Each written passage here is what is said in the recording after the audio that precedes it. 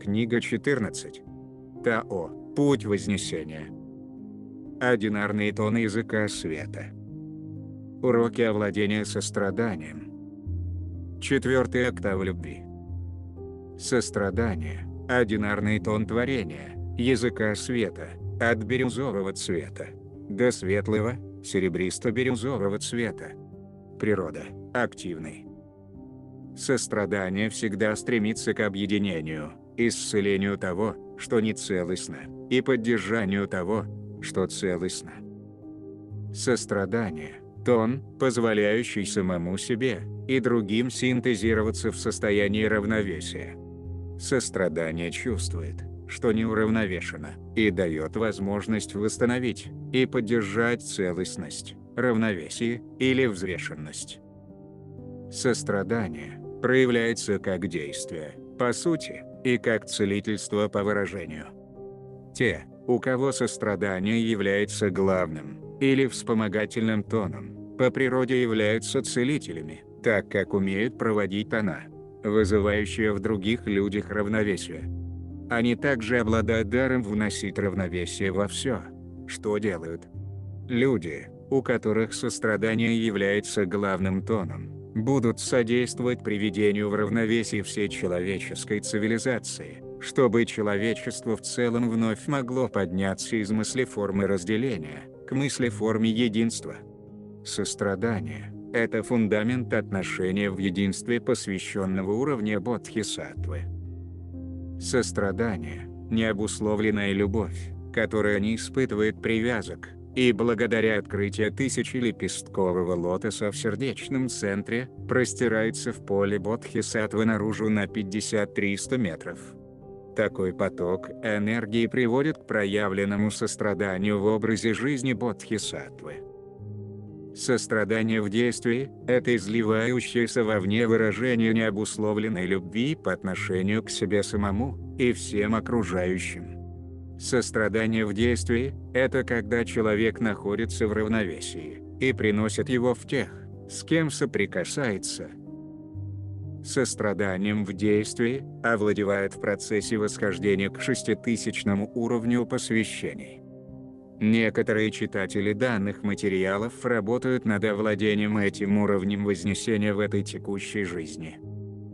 Намерение для сострадания и несуждение усилит непрерывное открытие сердечной чакры у возносящегося посвященного. Есть много уровней открытия сердца, каждый из которых в процессе восхождения может быть довольно болезненным, особенно если вы очень чувствительны. Посвященные могут плакать большую часть времени своего вознесения. Тем не менее, сердечная энергия должна пребывать в таком движении, чтобы в ходе восхождения к бодхисаттве мог раскрыться тысячелепестковый лотос.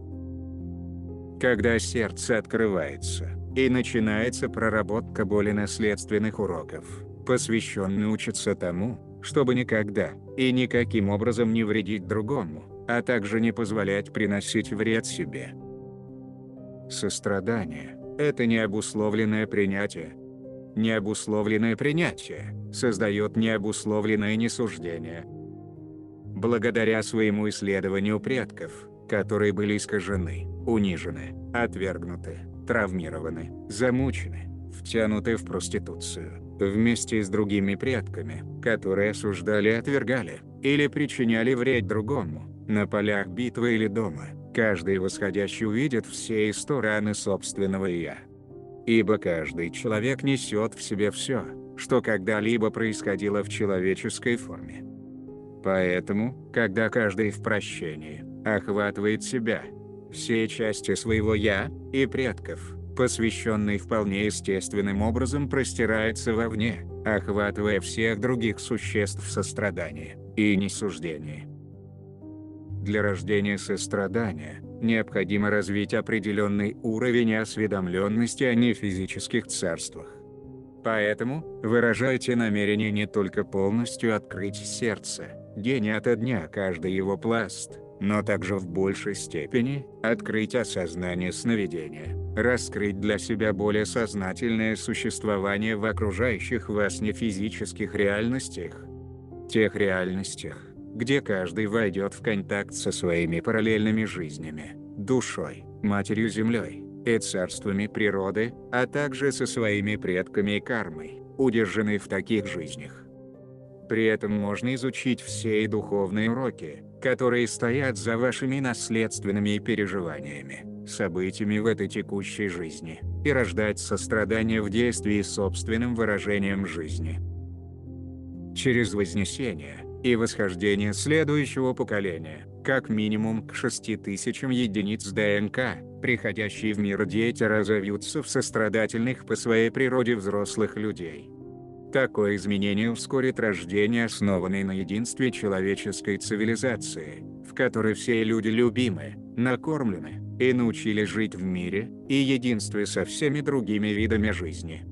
При этом, впереди проявится новая золотая эра, и ваши намерения неотъемлемо внесут свой вклад в разворачивание таковой.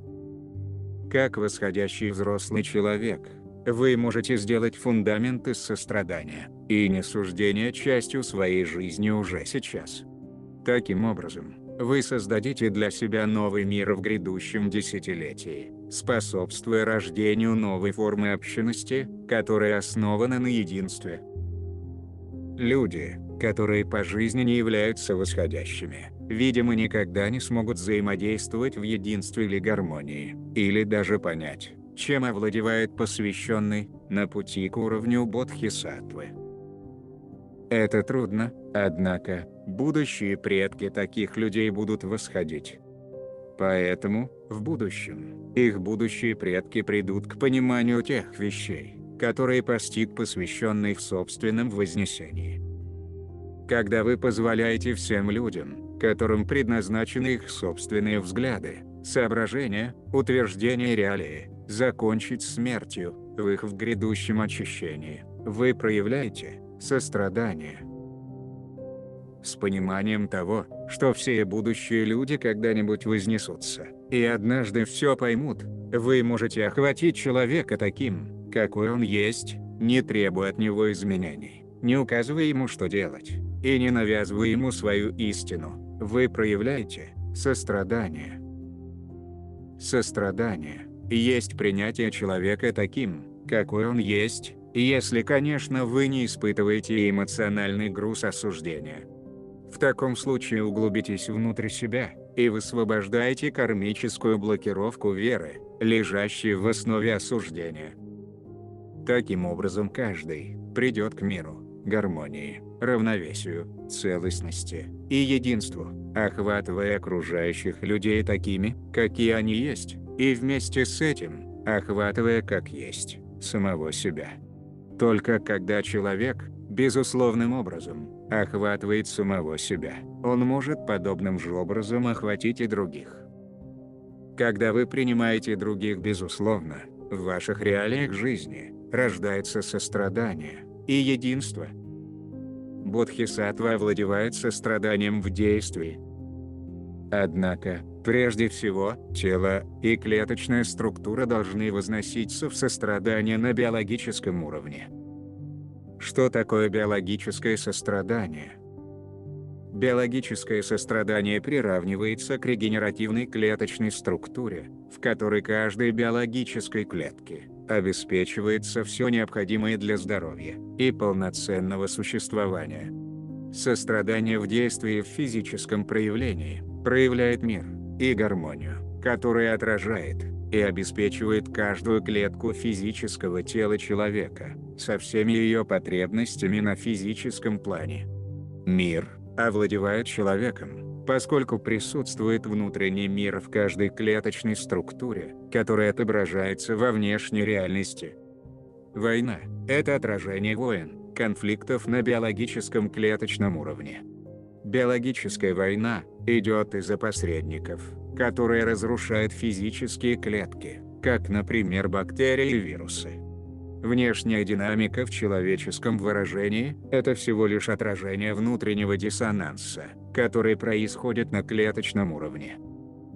Когда достаточно много людей владеет уровнем эволюции бодхисаттвы, на Землю сойдет мир, так как вмещенный на биологическом уровне внутренний мир отразится во внешней реальности и во всех человеческих отношениях. В ходе воплощения бирюзового тона сострадания, человек достигает реакции на других людей, исходя из чувства сострадания.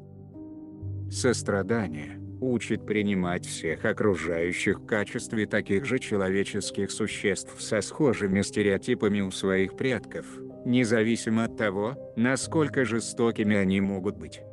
Однако, сострадание не подразумевает, что посвященный должен исполнять роль коврика для вытирания ног, и брать на себя удары, или злоупотребление другого человека, и уравновешивать в своей форме чужой бессознательный вред.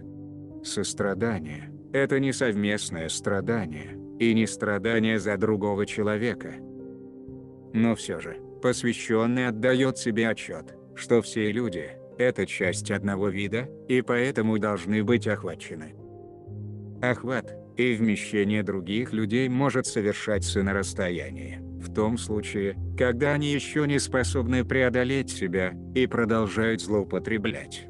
Посвященный может сделать выбор любить их на расстоянии, издалека. Это и есть сострадание в действии. Целью поддержания сострадания в действии является формирование объединенного сознания в будущих группах или сообществах совершающих вознесение людей. Заякоряя эту форму сострадания, эти сообщества могут создать цивилизацию, основанную на объединенном сознании, и помогут преодолеть ныне действующие стереотипы соперничества и сепаратизма. Бодхисаттва, обладающий даром поддерживать сострадание в действии, создаст единство и гармонию внутри группы, собравшейся вместе для конкретной цели. Сострадание в действии гармонизирует тех, кто сотрудничает вместе с таким бодхисаттвой. Испытывая чувство гармонии и единства во время работы, эти люди могут вспомнить, что есть внутренняя гармония. Таким образом, они сознательно будут стремиться достичь этого состояния в своей повседневной жизни. Ощущение единения и гармонии также вызывает желание вознестись. Четвертая октава любви окутывает других вибрациями гармонии, союза, единения.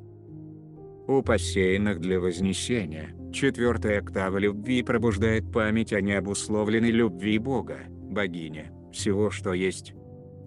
Вибрации четвертой октавы дают возможность трансмутировать в процессе вознесения все стереотипы диссонанса. Совершающие вознесение могут призывать четвертую октаву любви для гармонизации обстоятельств. У больных людей их болезнь является внутренней формой дисгармонии. Можно использовать символ сострадания, представляя, что омываете каждую пораженную болезнью клетку вибрациями, необходимыми для приведения ее в гармонию. При этом становится возможным исцеление. Один из признаков недостаточного овладения состраданием заключается в том, что посвященный не в состоянии сострадать трудным индивидуумам, которых он вызвал, притянул в свои жизненные реалии, чтобы уладить с ними, или с их родословной, карму. В конечном счете, когда карма уже закрыта, необходимо уметь входить в пространство сострадания к таким индивидуумам. Недостаток овладения состраданием заставит держаться за скверные пожелания, или осуждать тех, с кем карма уже высвобождена. Иногда, сострадание не может быть охваченным, пока карма не закрыта, и посвященный отдаляется от мучительных реалий. Достаточно, чтобы охватить другого как собрата по человеческому бытию.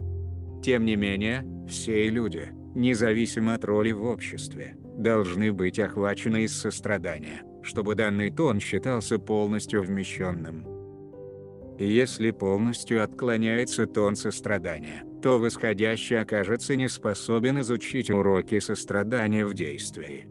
В том случае, когда внутренний мужчина имеет склонность отталкивать, отчуждаться, или не любить других, которые борются в реалиях жизни, то это является отклонением тона темно-бирюзового цвета, связанного с состраданием.